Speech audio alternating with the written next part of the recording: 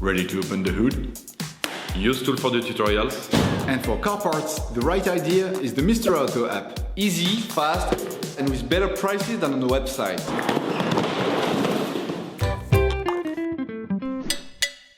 For this operation, get hold of the air filter that you will find in the video description.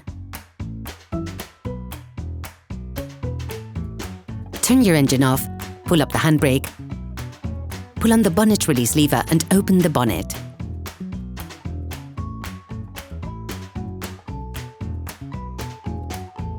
You should now be able to easily see the airbox to change the filter. Open the flange by pushing down on the spurs located on each end of the cover. Then extract it.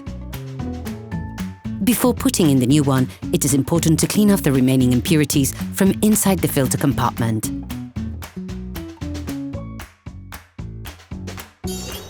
Please support us, subscribe and like the video, that will be really cool. Take the new filter. Take off the filter from the plastic rag. Compare the new filter with the old one to ensure that they're identical. Replace it by inserting the new one into the rag.